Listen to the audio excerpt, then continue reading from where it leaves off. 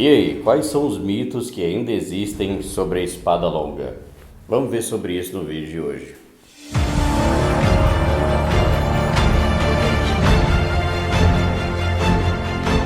E aí galera, beleza? Aqui é o Johnny, bem-vindo à Academia da Espada. E esses dias atrás eu lancei um vídeo aí sobre mitos da katana, mitos que ainda prevalecem. Porque é uma coisa que eu digo até no vídeo, a comunidade de rima, de esgrima histórica e tudo, tirou muito, ajudou a tirar muito dos mitos que existiam sobre a katana, desse fato dela ser a melhor espada de todas, o melhor aço, ou a mais leve, ou a melhor, indestrutível, blá blá blá, esse tipo de bobagens que falavam. E aí eu falei de alguns outros mitos que ainda restavam, e que foram espalhados, às vezes talvez também por conta dessa comunidade um pouco. E um dos mitos que não está nesse vídeo, mas está no outro vídeo anterior, que também foi espalhado, talvez muito pela galera de rima também, por uma certa galera muito aficionada na espada longa, era de que a katana era a pior espada de todas e esse tipo de coisa, o que também é um grande exagero. E eu tenho esse outro vídeo então falando sobre isso. E aí até eu já estava pensando em fazer um vídeo sobre isso, sobre os mitos da espada longa. Só que geralmente a gente ouve aqueles mitos, ouve o pessoal fazendo vídeos em relação aos mitos da espada longa, que já são mitos velhos, que as pessoas espalhavam antes de ter essa comunidade toda, que era aquela coisa de que, porque as espadas longas são super pesadas, porque elas são feitas de um material horrível, que elas quebravam toda hora. Tudo bem, só que hoje em dia a gente já sabe que isso deu mito, a gente já sabe que isso é uma bobagem. Só que começou-se a criar então outros mitos para o outro lado, super glorificando a espada longa. A gente dizer não, porque a espada longa é a espada superior, como se existisse alguma coisa desse tipo.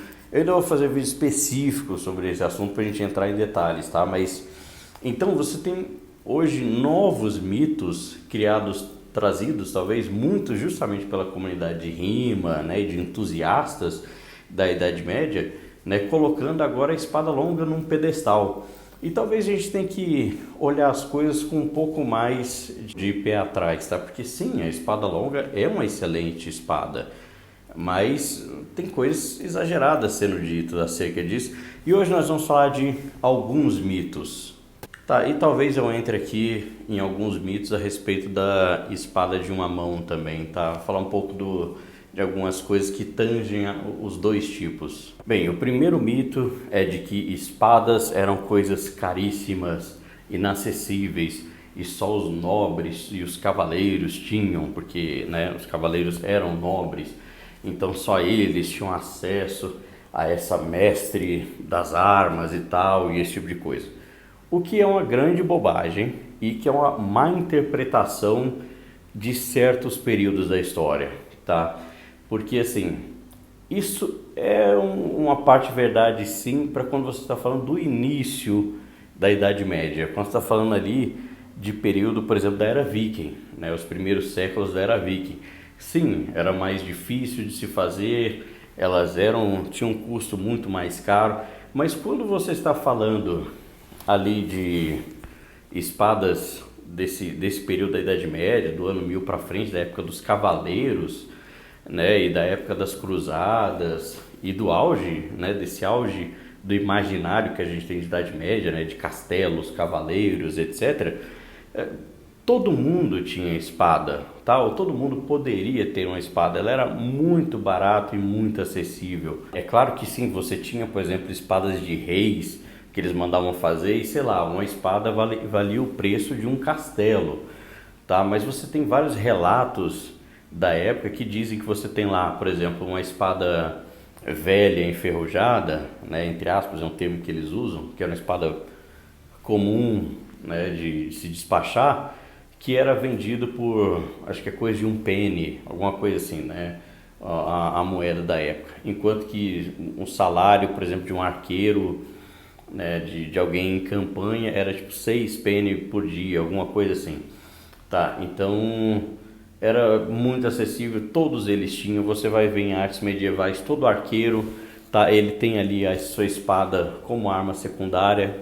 Aconteceu alguma coisa, o inimigo aproximou, saca a espada, entendeu? Todos os cavaleiros tinham, todos os nobres tinham, mas todos os homens de armas também tinham, né? Toda infantaria, arquearia, pessoas comuns também tinham, tá? Era muito comum a pessoa ter espada em casa, é claro, justamente muitas vezes também por isso, você tinha muitas leis e muitas regras de muitas cidades durante muito tempo desse período que impediam, por exemplo, as pessoas de desfilarem, né, ou de andarem portando as suas espadas, justamente porque era uma coisa muito comum, de muito acesso, tá? Então as pessoas tinham espadas, inclusive tem uma época em certa região da Alemanha ali que era uma obrigação de lei você ter uma espada em casa, tá? Não que você pudesse sair andando com ela, isso vai acontecer num período depois, né? Mas você,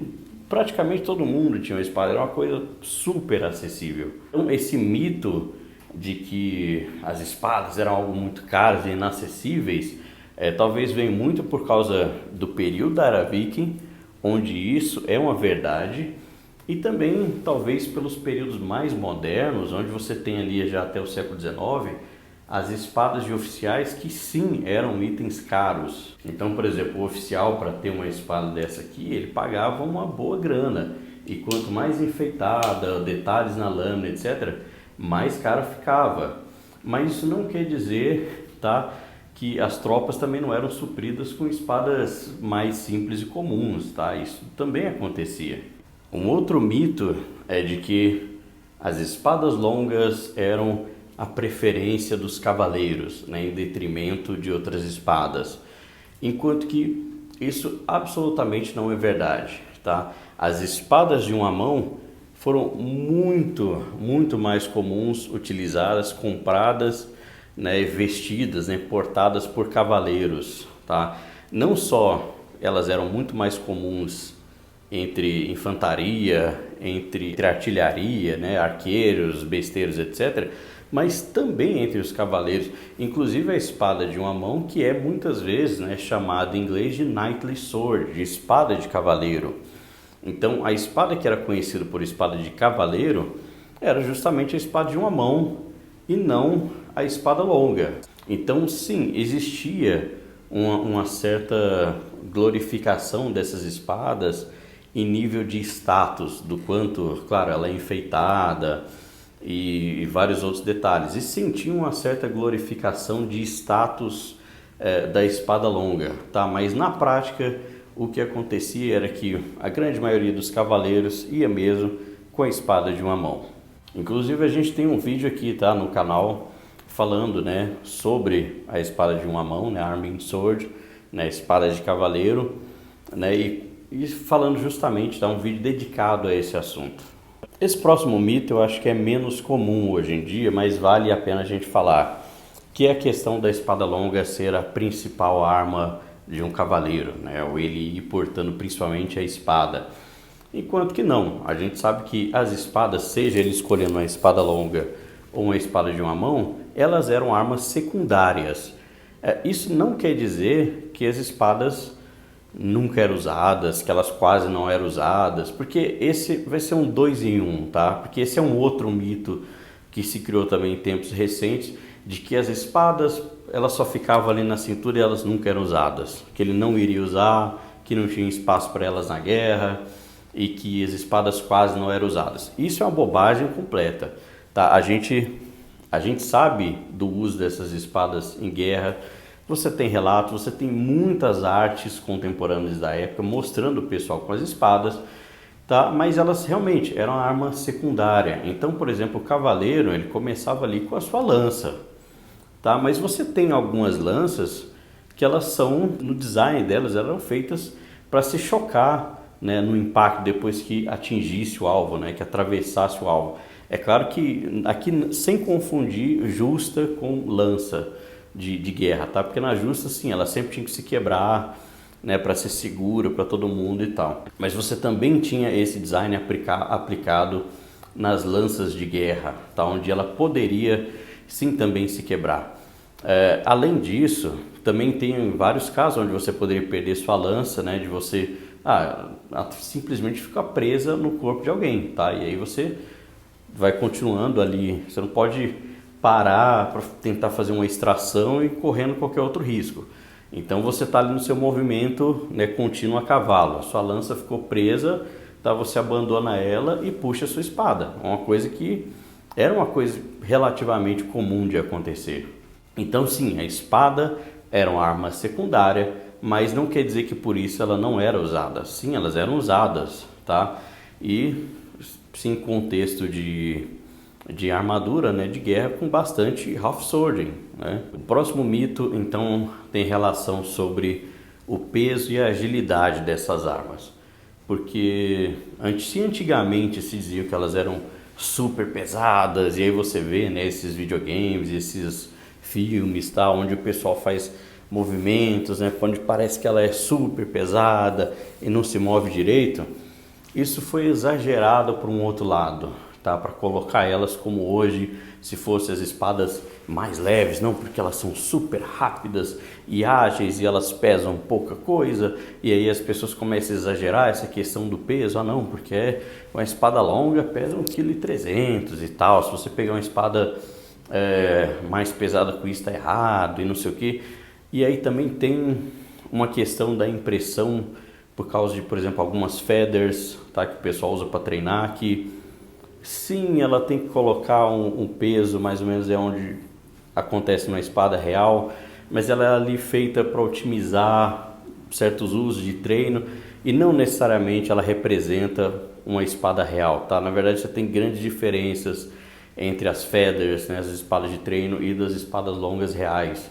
Tá, já tem um vídeo, acho que até bem recente, eu não lembro de qual canal é agora, que ele faz justamente essa comparação, né? Eu acho que é do Escola Gladiatória, naquele canal em inglês, onde ele faz uma comparação ali, né, de feather com uma espada de treino, né, uma blunt, uma espada cega, feita para simular mais uma espada real, né? E elas têm dinâmicas diferentes, tá? Não é a mesma coisa. Além disso, o pessoal tende a exagerar essa questão, né, que eu falei de peso, exagerar para menos, né, dizendo que porque uma espada longa, olha só, essa minha feda aqui tem 1,3 kg. Cara, falando em termos de história, as espadas que a gente tem, por exemplo, de uma mão, que foram encontradas ali, se eu não me engano, da Batalha de Castillon, ou perto da região, né, eles acreditam que seja essa batalha, é um grupo de espadas bem conhecidos, né, onde você tem ali algumas espadas do tipo 15. Cara, essas espadas são espadas de uma mão, tá? Elas pesam cerca de 1,6 kg cada.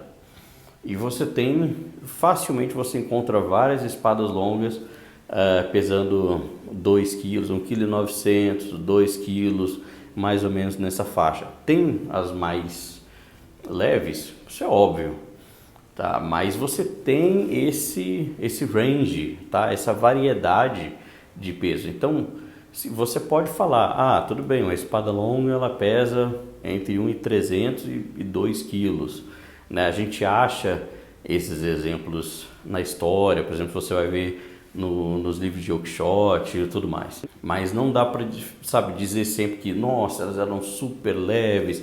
Assim, claro, esse peso muito bem balanceado, né, principalmente para você usar em duas mãos, realmente não é grande coisa. Ela é, sim, relativamente leve. Mas você pensar que, beleza, 2 quilos não é um absurdo, você consegue usar leve e tal, mas não é a mesma coisa de dizer que ela, sei lá, pesa 1,1 kg, tá? Não é a mesma coisa de espadas que vieram muito depois, tá? Que são muito mais leves, tá? Você tem sabres que tem quase o mesmo tamanho de uma espada longa de lâmina e pesa menos da metade. Então, assim, tem essa questão, né, muitas vezes o usuário entusiasma ele exagerar certas virtudes da espada longa, tá? Vamos ser um pouco mais realista na análise que a gente faz, porque tem essa questão. Hoje em dia, às vezes, se o cara fizer lá uma espada longa toda historicamente correta, né, com ponto de balanço correto para aquele tipo, né, porque também vai ter, eles sempre querem o balanço bem próximo da guarda para ficar leve na ponta, né? Enquanto que muitas, na verdade, você tinha balanços mais um pouco para frente, né? E com um peso um pouco mais de lâmina, porque depende da dinâmica, do tipo da lâmina, do propósito para que aquela espada foi feita. E aí, se alguém faz hoje uma espada, por exemplo, que perfeitamente histórica, mas, por exemplo, pesando 2 quilos, muita gente, muitos entusiastas, muita gente de rima vai falar, não, porque isso está mal feito, isso eu não uso, não, porque isso aí não dá, enquanto que ela é perfeitamente histórica, né? Então a gente vê muitas vezes as coisas do nosso ponto de vista moderno, tá? E na história nem sempre era assim. Só não pode exagerar demais as virtudes e acabar passando por um outro lado, tá? E aí o pessoal começar a achar agora que a espada longa é que corta o espaço-tempo e parte rochas, esse tipo de coisa, tá? Nenhuma espada faz isso. E aí, por último, o mito que talvez dos que seja que mais tenha tomado os entusiastas de medievalismo, de espada longa, de rima, de combates de espada, de qualquer coisa, é de que a espada longa é a espada superior, é o design superior, porque ela é boa para cortar, ela é boa para perfurar, ela tem uma guarda grande para te proteger, ela permite as 2 mãos, ela tem o half swording, então ela é super versátil e por isso ela é melhor do que todas as outras. Olha, isso aí é uma grande bobagem, tá? Assim, se ela fosse o design superior, simplesmente não teria por que ter vindo nada depois dela, tá? As espadas seriam assim até o século XIX, até você deixar de usar espadas no século XX. Tá? Isso não é o que acontece. Na verdade, muito pelo contrário. As espadas chegam num ponto que elas começam a evoluir demais e criar uma variedade muito grande, porque, igual eu já falei aqui várias vezes, as espadas são feitas para o seu contexto, pensando naquilo que você vai usar elas no seu contexto, tá? Contra quem você vai enfrentar, né? Que tipo de obstáculos você tem e o que ela pode prover para você. Então, sim, na época da espada longa, ela era uma espada excelente, né, para você ter ali no caso de uma guerra, né, para você usar caso fosse necessário anti-armadura, porque você faz um half swording, né, você pega na lâmina e faz aquele grappling, né, aquela coisa próxima e usa vários recursos dela, né, inclusive lá o mordal e tal, né, você bater com a guarda e com o pomo. Agora, ela era boa para esse contexto de luta de armadura, mas para o contexto civil, ela era melhor? Talvez não, mas na verdade provavelmente não, tá? Ela é muito longa, né, para você andar com ela, se você fosse permitido, tá? Você tem um certo inconveniente, por consequência você demora mais para sacar ela, para estar pronto, né? Ela exige as suas 2 mãos, né, na maior parte do tempo, né? Você tem as bastardas, onde você pode usar com uma mão só, né? E você não vai fazer uso nenhum de half swording. Então, por exemplo, num contexto civil, essa guarda, claro, quando você está de armadura no campo de batalha, você tem a sua armadura na mão, te protegendo. Cara, essa guarda aqui não faz lá muita coisa para proteger a sua mão. Quem já viu ou participou de qualquer combate de rima sabe que o alvo principal que mais acontece é acertar a mão, porque sua mão está desprotegida. Então, né, pode acontecer, por exemplo, da lâmina bater aqui, escorrer, né, e descer de um dos lados, sua mão está protegida, mas fora isso, claro, tem uma angulação que a guarda te protege, mas fora isso a mão está muito exposta. Então a gente começa a entender muito de por que as espadas evoluíram. Você tem espadas muito melhores para fazer várias coisas que a espada longa se propõe, tá? E isso seja para o campo de batalha ou seja para o contexto de civil. Então, por exemplo, muitos dizem que tem tipo de espada longa que ela é excelente para cortar, corta muito melhor que a katana. Tudo bem, isso é até verdade. Mas você tem, por exemplo, as falchions e os sabres que cortam melhor, tá? E geralmente mais leves, a espada de uma mão fazendo muito menos esforço. Não, porque a espada longa ela é excelente, é a melhor para perfurar. A gente facilmente encontra outras espadas que são muito melhores para perfurar, tá? Porque a espada longa tem um excelente alcance. A gente acha outros que têm um alcance muito melhor, tá? E que você ainda toma mais distância. Ah, porque a espada longa ela é melhor para o combate de armadura porque você tem o half-swording.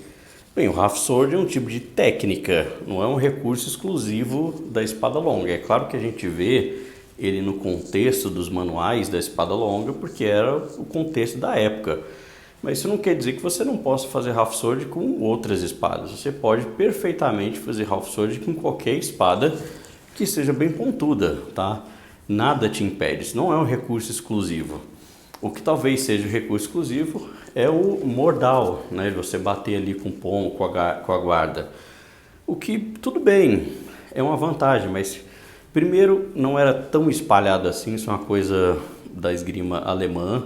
Tá? A gente não sabe quanto isso era espalhado, quanto isso era popular. Muita gente não gosta dessa técnica, tá? Isso tem certas repercussões, já teve muita gente que fez vídeo acerca disso. E se você vai apelar para o uso de pancada, né, de concussão, né, você geralmente tinha, né, o cavaleiro geralmente tinha uma arma terciária ali, que era uma massa. Então se você precisa disso, você pega a sua massa, ela é muito mais eficiente. Então não, a espada longa não é a melhor espada de todas, o melhor design já criado, a espada superior e coisas do tipo, tá?